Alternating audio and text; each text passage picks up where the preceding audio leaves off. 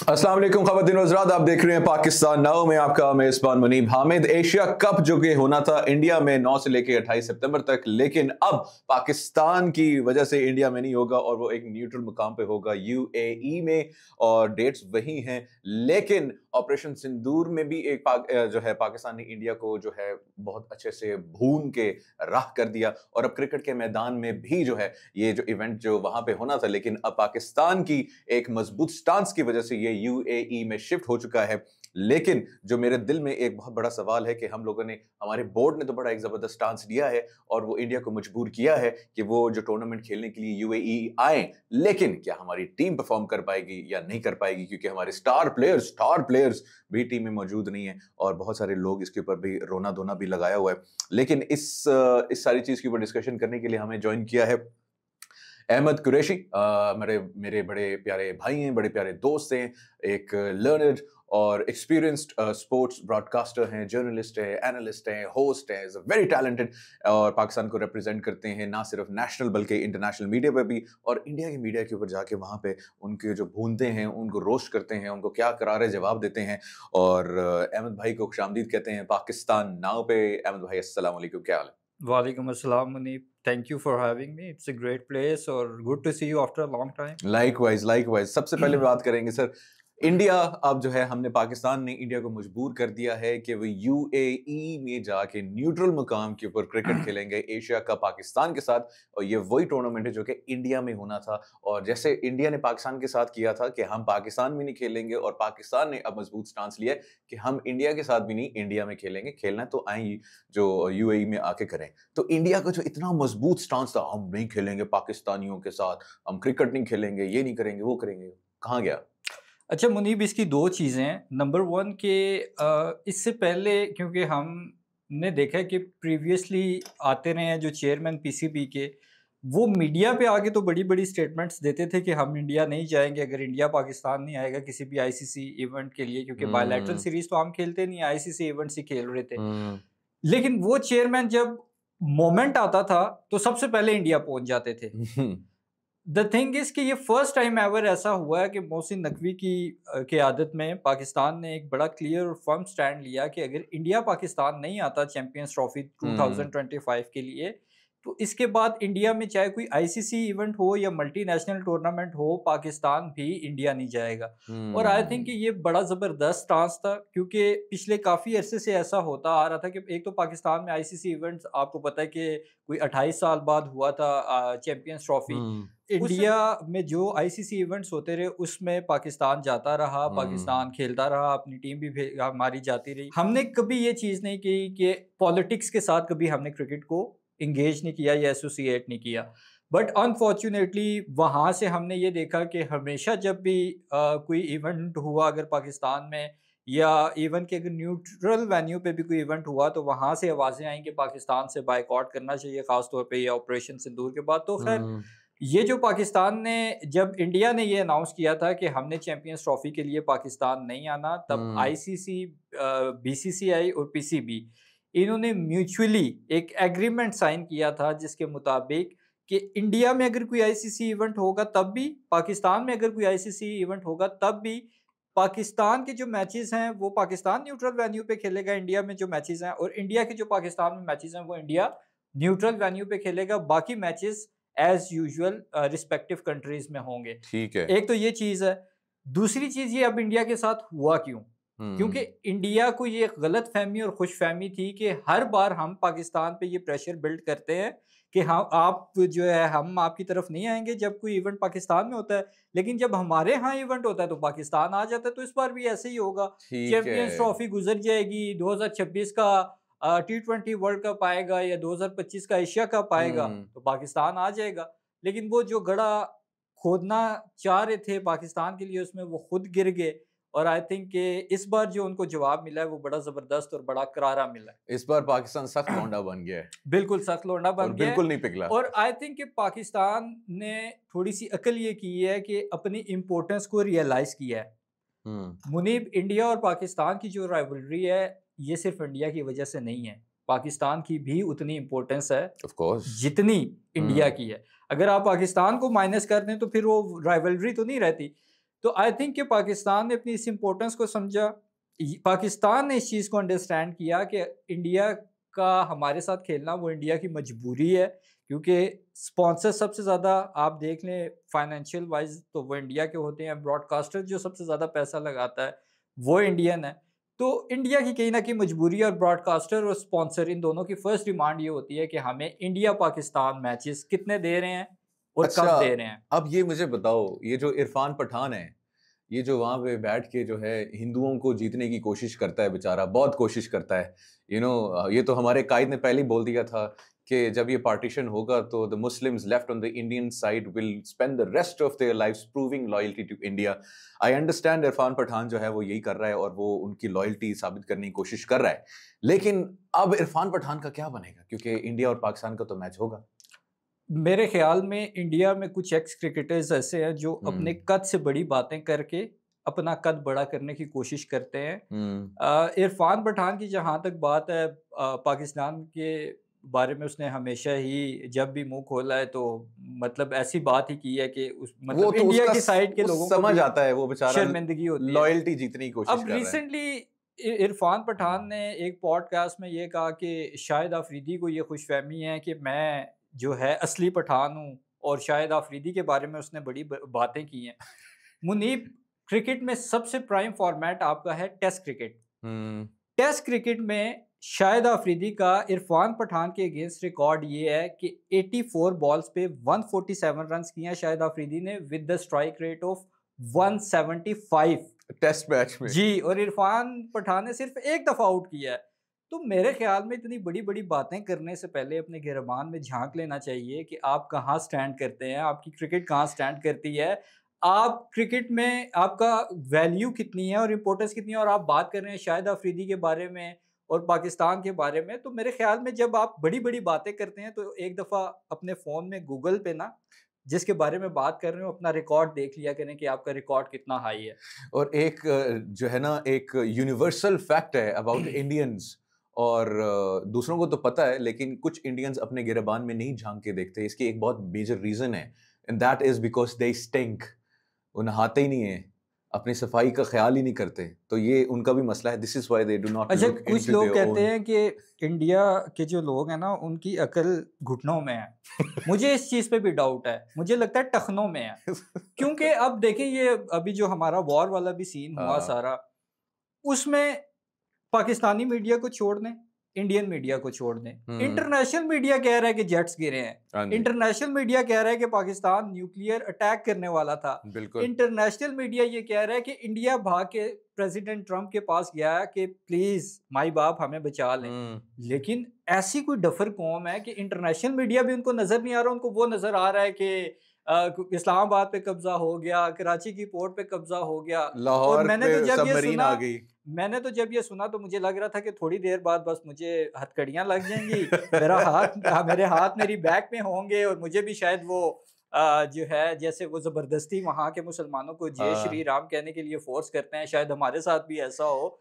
लेकिन मेरे ख्याल में कि बहुत शर्मनाक है और उन्होंने अपना मजाक उड़वाया है इंटरनेशनली भी। सर, ऑपरेशन सिंदूर में तो हमने इंडिया को जो है ना एक ऐसा करारा जवाब दिया कि उनकी पुश्तें याद करेंगी, और अब तो मोदी की जो है ना उसके माँ बाप और उसके जो फैमिली वाले भी है वो कहते हैं अगर उसको कोई मनाना हो ना, बेटा काम कर ले, ये नहीं तो आसिम मुनीर आ जाएगा, तो उसको ये डरा के कहते हैं। सर, क्रिकेट की बात करते हैं। पाकिस्तान और इंडिया का मैच है ऑपरेशन सिंदूर के बाद। जज्बा, नफरत, war, you understand the charisma, the feelings of this match, Pakistan versus India post operation Sindoor. इधर है इस वक्त मैच की इंटेंसिटी। ठीक है जी, हम अच्छा परफॉर्म कर पाएंगे या नहीं कर पाएंगे? हमारी क्रिकेट टीम इस लाइक है कि वो इंडिया को भी वैसा जवाब दे सकती है जैसे कि हमारी कौम ने और फोर्सेस ने ऑपरेशन सिंदूर में जो है बुनियाद मरसूस के उसको जवाब दिया था ऑपरेशन सिंदूर का। और बाबर और रिजवान टीम से आउट हैं, वैसे तो अच्छी बात है, लेकिन पाकिस्तान क्रिकेट टीम कहाँ स्टैंड करती है? अच्छा, सबसे पहले इसके ना 2 पॉइंट्स हैं कि बाबर और रिजवान टीम से आउट है। बाबर और रिजवान टीम से क्यों आउट हैं? क्योंकि बाबर और रिजवान की पिछले अगर आप 2.5-3 साल में देखें तो एज सच कोई परफॉर्मेंस नहीं है, खासतौर पे पाकिस्तान के विनिंग कॉज के लिए। बाबर आजम, हमारी कौम का भी थोड़ा सा प्रॉब्लम ये है कि पिछले 2.5-3 साल में हम इसी बात पे खुश होते थे और लुडियाँ डालते थे कि बाबर आजम की कवर ड्राइव नंबर 1 है। ओए होए होए बाबर होए। आजम नेपाल, नमीबिया इन टीम्स के अगेंस्ट परफॉर्म जिम्बाब्वे। करके नंबर 1 आ जाते हैं जिम्बाब्वे। ओडीआई रैंकिंग में।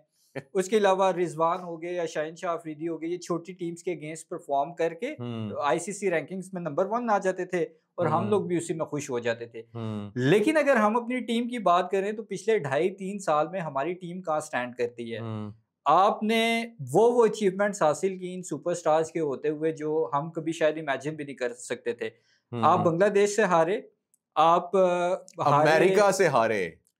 मैं स्टेप बाय स्टेप आ रहा हूँ ना। अच्छा, मैं आप जिम्बाब्वे जज्बाती से हो गया था। आप जिम्बाब्वे से हारते हैं टी20 वर्ल्ड कप में। हम्म उसके बाद आप हारते हैं अफगानिस्तान से ओडीआई वर्ल्ड कप में। आप यूएस से हारते हैं जिसको जुमा 8 दिन हुए हैं क्रिकेट खेलते हुए। और क्रिकेट एक वाहिद चीज ऐसी थी जिसमें हमें लगता था कि हम यूएस पे हावी हैं। लेकिन अनफॉर्चुनेटली हमारे क्रिकेटर्स ने साबित किया कि हम शायद क्रिकेट में भी शायद क्या यकीन नहीं हो गया अब तो कि यूएस से पीछे हैं। अच्छा, अब जो आपने एक पॉइंट रेस किया वो बड़ा ज़बरदस्त है कि ऑपरेशन सिंदूर और ये जो जंग वाला सारा एलिमेंट है, इसके बाद for the very first time Pakistan और इंडिया की टीम्स आमने सामने होंगी। पाकिस्तान और इंडिया की टीम्स को अगर आप देखें तो दोनों टीम्स इस वक्त यंग प्लेयर्स पे डिपेंड करती हैं। इंडिया में आपके पास रोहित शर्मा, विराट कोहली नहीं है, श्रेयस अय्यर नहीं है, उसके बाद जायसवाल नहीं है। चलिए जायसवाल फिर भी यंग है। पाकिस्तान में आपके पास बाबर नहीं है, रिजवान नहीं है, नसीम शाह नहीं है और बहुत से प्लेयर्स ऐसे हैं जो सीनियर काउंट होते हैं, वो अब नहीं है। तो अब द क्वेश्चन इज कि क्या पाकिस्तान इंडिया को हरा सकता है? अगर आप पाकिस्तान की रीसेंट पास की परफॉर्मेंसेस देखें तो इट्स टफ। उसकी वजह क्या है? ऑन पेपर अगर आप देखें तो इंडिया की टीम स्ट्रांग है। ऑन पेपर इंडिया की टीम 2021 के टी20 वर्ल्ड कप में भी स्ट्रांग थी। हम्म उस वक्त भी हमारी टीम यंग थी। लेकिन उस वक्त हमारी टीम में एक प्लस पॉइंट ये था जिसकी वजह से हम जीते, वो थी यूनिटी। हम्म हमारी टीम टीम के लिए खेल रही थी। हमारी टीम के प्लेयर्स अपनी ज़ात के लिए या अपनी सर्वाइवल की जंग नहीं लड़ रहे थे कि मैं अगर परफॉर्म नहीं करूंगा तो टीम से बाहर हो जाऊंगा। तो अनफॉर्चुनेटली इस बार आपकी वो यूनिटी उस तरह से नज़र नहीं आती। आपकी जो यंग प्लेयर्स हैं वो परफॉर्म तो कर रहे हैं लेकिन वो अपनी जगह सिक्योर करने के लिए परफॉर्म कर रहे हैं। फिर सबसे इम्पोर्टेंट चीज़ ये है कि इंडिया के प्लेयर्स जो हैं वो बहुत सारे ऐसे हैं जो काफ़ी एक्सपीरियंस्ड हैं हमारे प्लेयर्स के कंपैरेटिवली। अब शुभमन गिल और हसन नवाज को अगर आप देखें तो हसन नवाज हम्म। को भी रिसेंटली उसने क्रिकेट पाकिस्तान के लिए खेलनी हाँ स्टार्ट जी। किया। शुभमन गिल काफ़ी टाइम से खेल रहा है और हम्म आईसीसी इवेंट्स का उसके पास एक्सपीरियंस भी है। सो कहने का मकसद ये है कि उस बेस पे अगर उस पलड़े में अगर आप दोनों टीम्स को तोलेंगे तो इंडिया को थोड़ा अपर हैज है। हम्म लेकिन मुनीब, क्योंकि जंग के बाद, ऑपरेशन सिंदूर के बाद जो हमारा इंडिया का एक क्लैश हुआ, उसके बाद ये फर्स्ट मैच है जिसमें पाकिस्तान और इंडिया की टीम्स आमने सामने होंगी। ये बात मेरी लिख लें कि जो टीम हारेगी ना, उस टीम के आधे से ज़्यादा प्लेयर्स के कैरियर ही ख़त्म हो जाएंगे।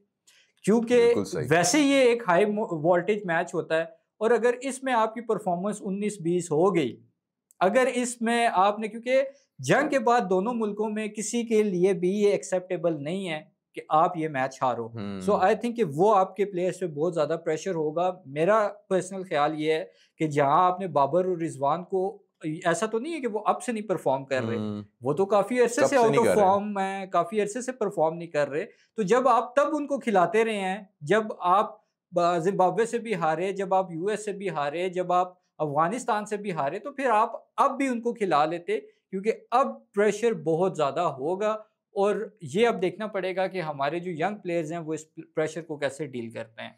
ये तो आपने बिल्कुल सही कहा है कि इंडिया की साइड के प्लेयर्स के करियर्स खत्म हो ना हो, पाकिस्तान की जो साइड के प्लेयर्स हैं ना, और नहीं, इस बार क्योंकि जो जंग के बाद एक माहौल बना हुआ है, माहौल बहुत बायकॉट एग्रेसिव है। बायकॉट की आवाज़ें आई कि जी एशिया कप से बायकॉट कर हम्म लें, पाकिस्तान के मैच से बायकॉट कर लें। तो उसके बाद मेरे ख्याल में ना सिर्फ पाकिस्तान में, इंडिया में भी अगर मैच 19-20 हुआ परफॉर्मेंस उनके प्लेयर्स की, तो बस। अच्छा, मुझे सिंपल सा सवाल है, पाकिस्तान क्रिकेट टीम का डाउनफॉल क्यों हुआ? पाकिस्तान क्रिकेट टीम का डाउनफॉल इस वजह से हुआ कि हमने एज अ नेशन पाकिस्तान से ज़्यादा, पाकिस्तान क्रिकेट से ज़्यादा कुछ इंडिविजुअल प्लेयर्स और स्टार्स को इम्पोर्टेंस देना शुरू कर दी थी। जब आप इंडिविजुअल स्टार्स को इंपॉर्टेंस देते हैं, इसका कैसे पता चलता है कि वो नंबर 1 है रैंकिंग में, आप खुश हैं, उनकी कवर ड्राइव जबरदस्त है, आप खुश हैं, उसकी इन स्विंग जबरदस्त है, आप खुश हैं, लेकिन आपकी टीम कहाँ स्टैंड कर रही है? लास्ट आईसीसी आप इवेंट जीते, चैंपियंस ट्रॉफी 2017, उसके बाद आप कोई आईसीसी टूर्नामेंट नहीं जीते। बाकी टीम्स इसलिए नहीं ग्राउंड में उतरती कि हमारा प्लेयर नंबर 1 आ जाए रैंकिंग में।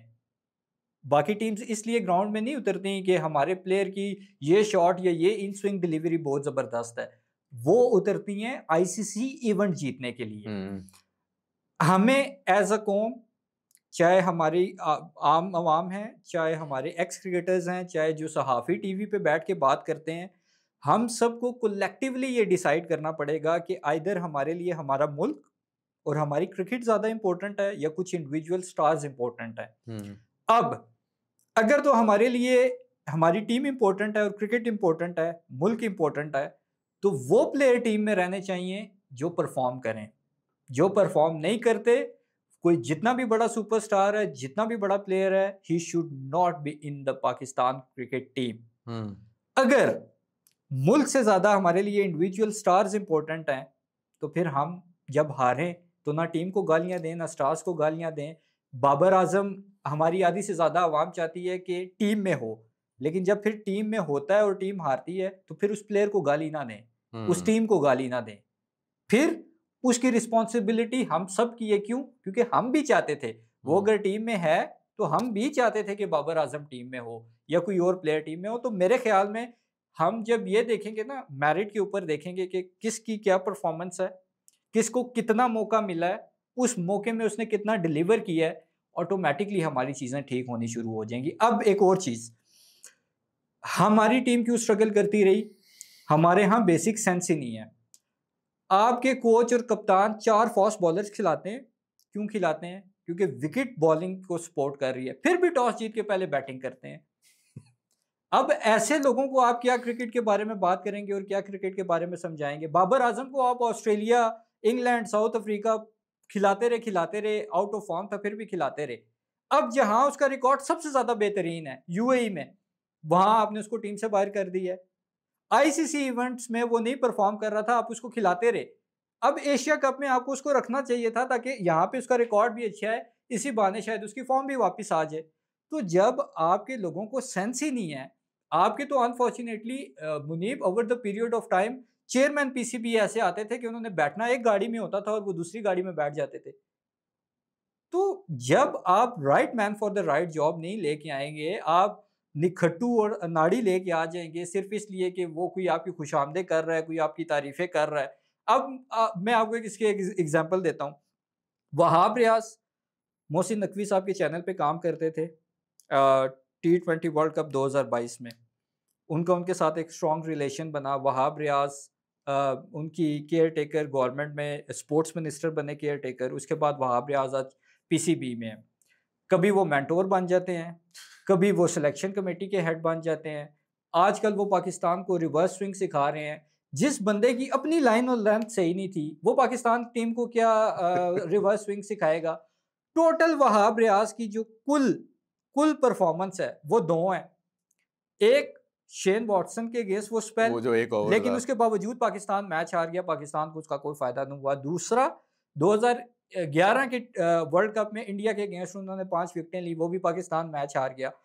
ये 2 परफॉर्मेंसेस उनके पर्सनल माइलस्टोन्स के लिए ठीक हैं, लेकिन पाकिस्तान को तो उसका कोई फायदा नहीं हुआ। स्टीव स्मिथ के अगेंस्ट आपको उनकी वो बॉल याद होगी जो उन्होंने बिल्कुल वाइड की लाइन के पास जाके खेली थी। तो जिस प्लेयर की अपनी लाइन लेंथ का ये हाल है, वो हमारी टीम के शाहीन शाह अफरीदी, नसीम शाह, हारिस रऊफ, जो मैं पर्सनली समझता हूँ वहाब रियाज से 10 गुना बेहतर इस वजह से है कि एटलीस्ट उन्होंने हमें एक T20 वर्ल्ड कप में ही सही, लेकिन इंडिया के अगेंस्ट वर्ल्ड कप में जिताया। तो उनको अगर उन्होंने रिवर्स स्विंग सिखानी है तो फिर इस मुल्क का और खासतौर पे पाकिस्तान क्रिकेट बोर्ड का और टीम का अल्लाह ही हाफिज है। मैंने सुना है कि जो पीसीबी ने सेंट्रल कॉन्ट्रैक्ट्स को रिवाइज किया है और उसमें जो कैटेगरी ए है उसको निकाल दिया है। मतलब पाकिस्तान क्रिकेट टीम में इस वक्त कोई ऐसा प्लेयर मौजूद नहीं है जो कि इस लायक है कि उसको ए कैटेगरी में कंसिडर किया जाए।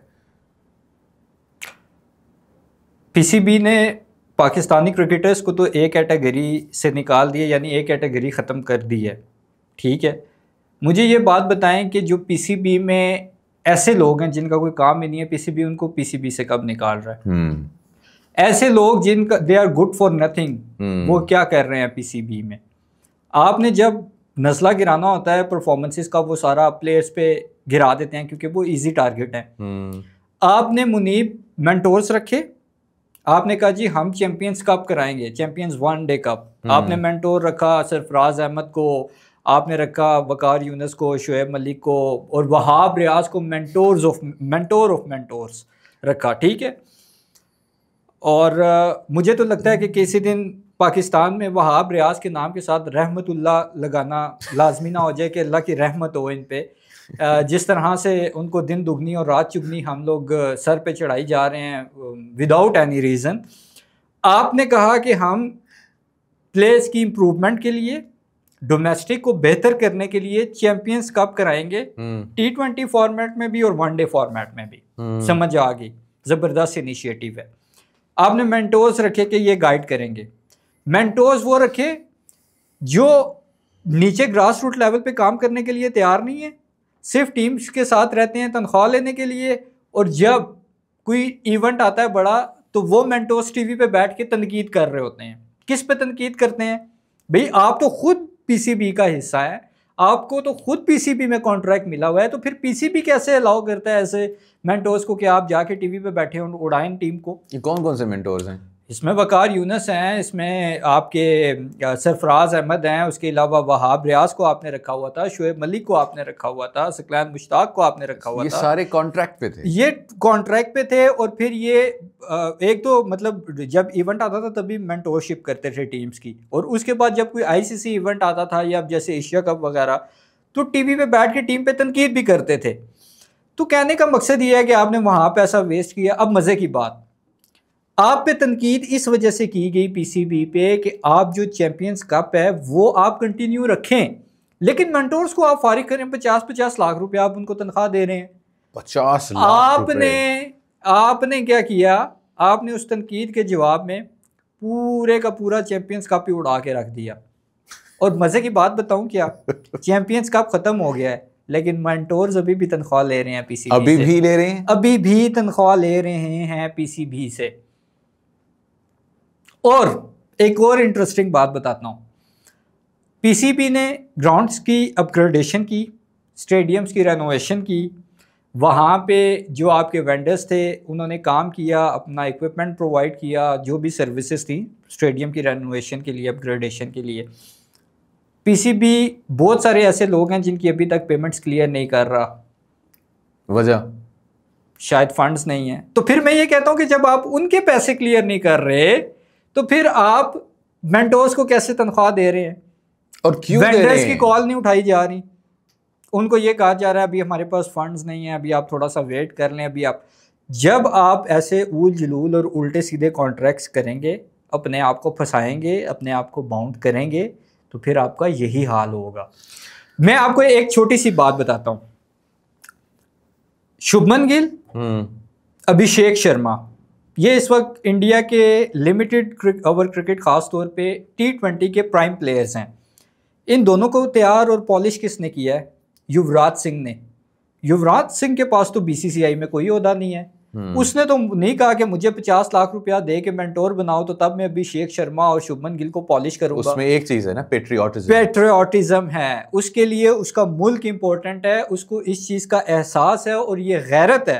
वेरी सॉरी टू से, उसके अंदर ये गैरत है कि मैंने इंडिया से खेला है, इस मुल्क ने मुझे पैसा दिया, फेम दिया, इज्जत दी, पहचान दी, तो मैं अपनी कैपेसिटी में, ज़ाती कैपेसिटी में इंडिया को 1-2 प्लेयर्स एटलीस्ट ऐसे दे दूं जो इंडिया को ना सिर्फ रिप्रेजेंट कर सकें बल्कि इंडिया को आईसीसी इवेंट्स या जहां जहां भी इंडिया को जीत मिल सकती है उसके अंदर एक उनका मेजर रोल हो। आपका शुभमन गिल आज उनका टेस्ट कैप्टन है। वो टेस्ट कैप्टन है जो एक यंग टीम गई इंग्लैंड में, इंग्लैंड की एक्सपीरियंस टीम के साथ वो टेस्ट सीरीज ड्रॉ करके आए, उसको उन्होंने वाइस कैप्टन बना दिया T20 में। कहने का मकसद ये है कि इस लेवल के युवराज सिंह अगर उनको प्लेयर्स दे रहा है तो आपके प्लेयर्स को क्या तकलीफ है? आपके प्लेयर्स क्या सिर्फ टीवी पे बैठ के तनकीद करने के लिए रह गए हैं? एक्स क्रिकेटर्स, आपके प्लेयर्स सिर्फ बोर्ड में आने के लिए रह गए हैं? और मुनीब, वेरी सॉरी टू से, ये बात शायद बहुत बुरी लगे लोगों को, इस पे शायद क्रिटिसिज्म भी हो मुझ पे, आप वैसे शायद रगड़े जाएंगे। हमारे मुल्क में ना 92 का वर्ल्ड कप हमारी इस कौम को लेके बैठ गया है। आप पीसीबी देख लें, वही लोग आपको बार बार नजर आएंगे 92 के। आप कमेंट्री पैनल देख लें, वही लोग आपको नजर आएंगे 92 के।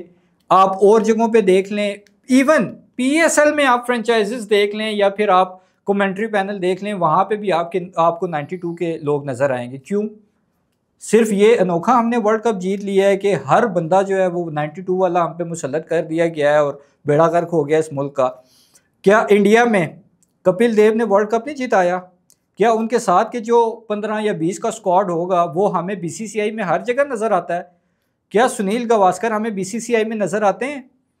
क्या इंडिया को सब कुछ जिताने वाला कप्तान, चाहे वो champions trophy, T20 world cup, ODI world cup, 5 दफ़ा IPL ट्रॉफी, एशिया कप, पता नहीं क्या क्या जिताने वाला MS धोनी हमें बीसीसीआई में नज़र आता है? क्या हमें वो ये चीज़ हमें देखने को मिलती है कि कभी वो बोर्ड में है, कभी कमेंट्री पैनल में है, कभी कहाँ है, कभी कहाँ है? खुदा के लिए इस 92 के वर्ल्ड कप के फीवर से निकले। ठीक है, एक अच्छी बात है, हमारे दिल में उन सब लेजेंड्स की रिस्पेक्ट है, लेकिन उनको इतना सर पे सवार ना करें अननेसेसरी। आप वो एक T20 वर्ल्ड कप जिताया यूनुस खान ने, आपने कभी उसको तो सर पे नहीं चढ़ाया, उस बेचारे को आप जो है वो पूछते भी नहीं है। तो कहने का मकसद ये है कि अब सबसे बड़ा आपका प्रॉब्लम ये है कि आपने 92 के लोगों को सवार किया हुआ है।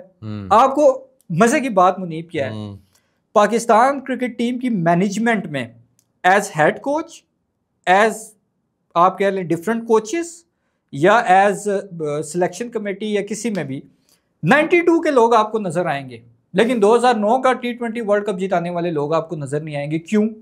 उनका क्या कसूर है? तो आपको इस चीज़ को अंडरस्टैंड करना पड़ेगा, जिन लोगों ने कभी T20 क्रिकेट ही नहीं खेली, आप उनको बार बार ला के मुसल्लत करते हैं। अब इस गिलास की पोजीशन मैं यहाँ से उठा के इसको यहाँ रख दूँ, यहाँ से उठा के यहाँ रख दूँ, आपके पास रख दूँ, रहना इसने गिलास ही है, काम इसका पानी पिलाना ही है। तो अब आप अगर इसमें चाय डाल के पीना चाहें या कॉफ़ी डाल के पीना चाहें तो वो फिर अब आपकी अपनी अकल पे है। Sir, very good points raised. Last question है आपसे, और दैट इज़ के अभी एशिया कप में क्या हम उम्मीद लगा सकते हैं कि कुछ प्लेयर्स की रिटर्न हो? ये बात आप मेरी लिख लें, पाकिस्तान ट्राई सीरीज़ में हारने वाला है, बहुत बुरे तरीके से हारने वाला है। इन कंडीशंस में अफ़गानिस्तान के प्लेयर्स ने आपकी ये जो कल के बच्चों की आपने टीम बना के भेजी है, इनको वो हिलने भी नहीं देंगे। आप क्या करेंगे फिर आप बाबर आजम को बुलाएंगे, किसी एक आधे प्लेयर को इंजर्ड करके उसके रिप्लेसमेंट में उसको खिलाएंगे। एशिया कप का जो स्क्वाड है ये फाइनल नहीं है, इस स्क्वाड के अंदर कम से कम 2 से 3 चेंजेस हो सकते हैं, ये मैं आपको अभी बता रहा हूँ। बेहतर ये है कि अपना तमाशा बनाने के बजाय, अपनी इज़्ज़त को मज़ीद नीलाम करने के बजाय मैच्योरिटी का मुजाहरा करे पाकिस्तान क्रिकेट बोर्ड, और ख़ास तौर पे जो पाकिस्तान क्रिकेट टीम का हेड कोच है माइक हैसन, बाबर आजम को, रिजवान को, इन प्लेयर्स को फ़ौरन पाकिस्तान क्रिकेट टीम के स्क्वाड में इंक्लूड करे।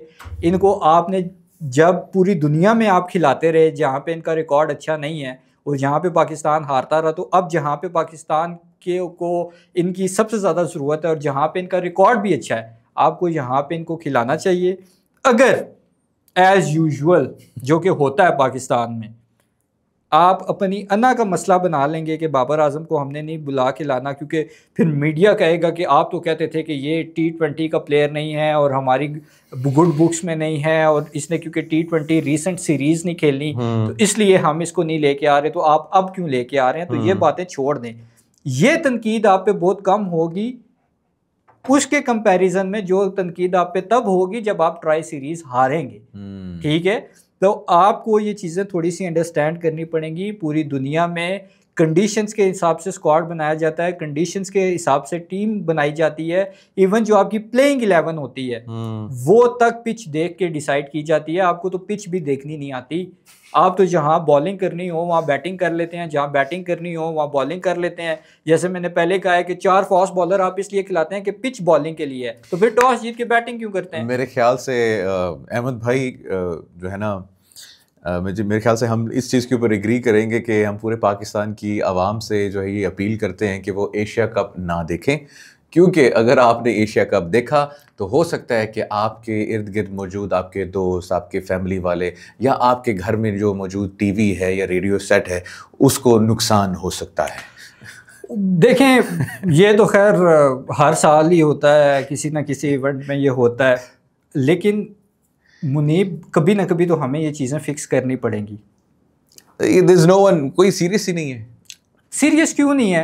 कोई सीरियस आप मुझे एक बात आप वहाब रियाज की बात कर रहे थे, वो स्पोर्ट्स का मिनिस्टर है, वो लॉन्ग बूट्स पहन के जाके फ्लड ठीक कर रहा था, आपको भूल गए वो? तो जब मुल्क में कोई सीरियस ही नहीं है। सर प्रॉब्लम इसके जब आपने एक बंदे को 2 से 3 डेजिग्नेशन दिए हुए हैं, मोहसिन नकवी साहब नो डाउट उन्होंने, मैं जो उनके अच्छे काम है उनको अप्रिशिएट करता हूँ, उन्होंने स्टेडियम्स की अपग्रेडेशन की ज़रूरी थी, उन्होंने एक क्लियर और फर्म स्टैंड लिया कि अगर इंडिया यहाँ नहीं आएगा तो हम भी इंडिया नहीं जाएंगे और हम भी इंडिया जाके नहीं खेलेंगे। बहुत ज़बरदस्त डिसीजन है, लेकिन पीसीबी को मोहसिन नकवी साहब टाइम नहीं दे पा रहे। पीसीबी में अब एक लास्ट पॉइंट जो सबसे इम्पोर्टेंट है, आपने पाकिस्तान क्रिकेट टीम की परफॉर्मेंस की वजह से आप चेयरमैन बदलाते रहे, आप कोचिंग स्टाफ चेंज करते रहे, सिलेक्शन कमेटी चेंज करते रहे, यानी आप सर दर्द का इलाज पाँव पे पट्टी बांध के करते रहे। ठीक है, आपने प्लेयर्स नहीं चेंज किए, आप उन्हीं प्लेयर्स को खिलाते रहे। आपने कहा जी बाबर आजम कैसे बाहर करें, रैंकिंग में नंबर 1 है, कवर ड्राइव बहुत ज़बरदस्त है, शाहीन रिजवान को कैसे बाहर करें, आपने खमियाजा ये भुगता के टीम का सत्यानाश हो गया। अब आप चेयरमैन बदल लेते हैं, लेकिन उसके राइट लेफ्ट पे वही लोग होते हैं जिन्होंने सत्यानाश किया है। वो चेयरमैन को कोई सही फैसला नहीं करने देते, उसको डराना शुरू कर देते हैं, नहीं नहीं नहीं नहीं नहीं, नहीं सर ये ऐसे नहीं ऐसे करें, ऐसे नहीं ऐसे क्या करें जो वो पिछले चेयरमैन को एडवाइस करते हैं। सर मुझे पता क्या लगता है, ये एशिया कप जो है ना हम बहुत बुरी तरीके से हारने वाले हैं, और इसके बाद जो है ना पाकिस्तान क्रिकेट टीम के साथ बुनियाद महसूस होगा। देखें ये तो पहले भी हमने सुना था कि सर्जरी होगी, वो सर्जरी तो आज तक नहीं हुई, और वो शायद सर्जरी के जो इक्विपमेंट है उसको भी जंग लग गया हो जो निकाला था मोहसिन नकवी साहब ने सर्जरी के लिए। देखें हम नहीं ये कहते कि हमारी टीम हारे, हम चाहते हैं हमारी टीम जीते, लेकिन Asia cup 2025 Pakistan versus India, जो टीम हारी वो कहते हैं ना कि वो पंजाब पुलिस का एक तरीका कार होता था रिमांड का, कि लितर के साथ ऑयल की बोतल भी, तो उस टीम के साथ कुछ इस तरह का होने वाला है। जो भी टीम ये इंडिया पाकिस्तान का मैच हारेगी। अहमद भाई thank you so much for joining us in Pakistan now, बड़ा ज़बरदस्त लगा आपसे बातचीत करके। और भी चीज़ें हैं जो मैं आपसे डिस्कस करना चाहता हूँ, लेकिन वक्त की किल्लत है, और स्पेशली कुछ प्लेयर्स हैं जिनको जानबूझ के जो है इंजर किया गया, गलत तशखीस करके उसकी इंजरीज़ की, और भी बहुत सारी इंटरनल पॉलिटिक्स है जिसके ऊपर जो है ना नेक्स्ट आपके साथ जो है बैठ के इस पर मैं बात करूँगा। Thank you so much for joining us. ख़वातीनो हज़रात, ये आप सब लोगों ने ना अहद करना है, ये क्रिकेट टीम जो है एशिया कप में जा रही है, वी डोंट केयर अगर आप एशिया कप हार जाएं, लेकिन अगर आप लोग इंडिया से ये मैच हारे तो बराए मेहरबानी अपनी रिटर्न टिकट जो है ना वो आपने या बांग्लादेश की करनी है या इथियोपिया की करनी है, पाकिस्तान की नहीं करनी, क्योंकि पाकिस्तान लैंड करके इंडिया से हारने के बाद तो फिर हम आपकी चित्रोल करेंगे। Thank you very much for watching.